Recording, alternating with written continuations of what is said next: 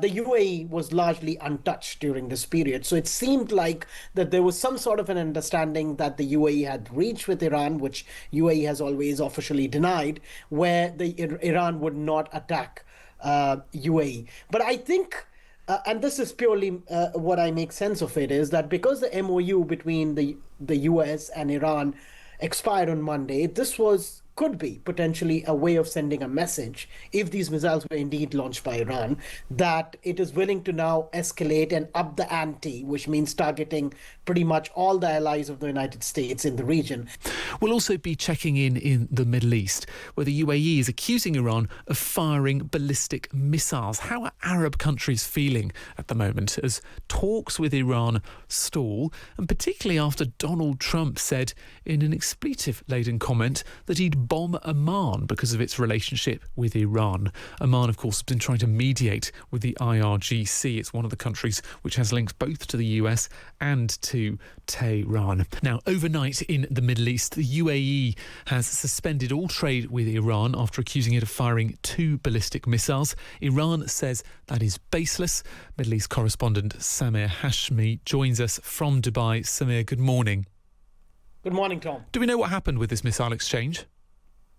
Well, the UAE Defense Ministry issued a statement later in the evening that 2 missiles were shot towards the UAE from Iran, and one of them fell outside the country's territorial waters and one fell inside. However, there was no mention of any damage or any attack on the infrastructure. There was no mention of that.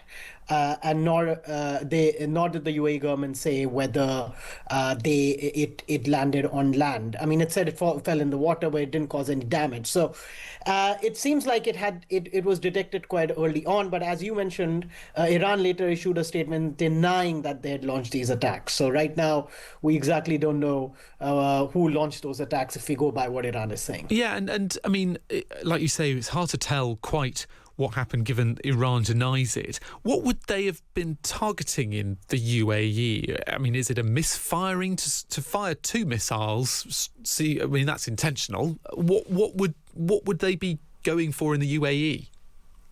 I mean, if we go by what's happened since the war started on February 28th, in the first 2 months, UAE was the most targeted country among all the Gulf states. Nearly half of all the missiles that were launched from Iran, or a little less than half, maybe a little around 40%, were towards the UAE. So it was under relentless attack.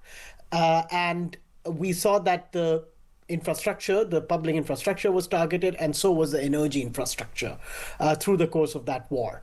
Now, in the last 2 months, since the MOU was signed between the United States and Iran for a temporary ceasefire, even though that didn't hold because we saw in July that countries like Kuwait and Jordan and even Bahrain came under attack, the UAE was largely untouched during this period. So it seemed like that there was some sort of an understanding that the UAE had reached with Iran, which UAE has always officially denied, where Iran would not attack UAE. But I think and this is purely what I make sense of it, is that because the MOU between the US and Iran expired on Monday, this could be potentially a way of sending a message, if these missiles were indeed launched by Iran, that it is willing to now escalate and up the ante, which means targeting pretty much all the allies of the United States in the region. And this could be a way to send that message. And I mean, presumably that's to turn the screws in terms of the negotiations. We're now about 2 months after that MOU. Where are the negotiations at this point? There doesn't seem to be anywhere closer to a long-term deal. Well, it doesn't seem like, Tom, at this point of time, the talks are completely stalled. The Iranians have mentioned publicly, as well as some of the reports that have come in, that they are not willing to negotiate unless and until the United States lifts those sanctions which it had promised in the MOU that was signed in June, and also unfreeze its assets, which hasn't happened. The US, on the other hand, was asking Iran to give more concessions, including lifting the blockade on the Strait of Hormuz completely before going ahead with some of the things that it had promised. So I think that's where both the sides are stuck. In fact, there are reports now coming in, and even some of the statements that have come in from Iran, that it is willing to get into an aggressive offensive mode, which means that it's willing to step up attacks in the region again. Because I think the feeling within Iran is that right now they have the momentum, they have the edge because of the blockade of the Strait of Hormuz, and they don't want to give that edge away. So even if this means that in the short term there would be a higher cost by indulging in an escalation, but in the long term it will be more beneficial for them because the US will be forced to come back on the table and concede to some of the demands that the Iranians are making. On the other hand, the Trump administration feels that if they've tightened the screws by asserting more economic sanctions or imposing more sanctions, it will force the Iranians, given that the economy is already struggling, to come back to the table and concede to their demands. And just briefly, Samir, also we had Donald Trump threatening that he would bomb Oman earlier this week. Comments on Fox News. There are some words we can't repeat on the radio. Has there been any fallout from that? Does everyone just sort of turn a blind eye to when the US president says things like that?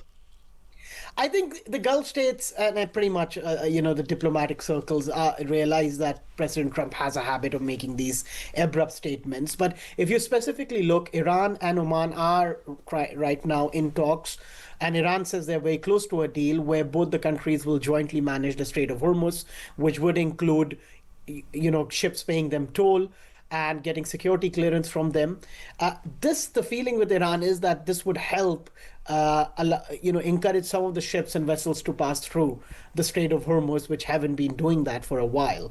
And I think that's what President Trump was referring to, that if Oman reaches a bilateral deal, then it would go ahead and bomb. But he did not give any more details. Remember, Oman is the neutral party in this region. It has good ties with Iran. It has good ties with the US, and is best placed by many. If you go by a lot of diplomats, what they say, that Oman is best placed to strike a deal with Iran, or at least be able to bring them back on the table. Whether it will succeed or not, we don't know. But at the moment, it seems like it was a off-the-cuff comment by President Trump. Yes, it's sort of his modus operandi is to say things which maybe are not backed by action, but to spark a reaction from other people. Samir, thank you very much for your time this morning.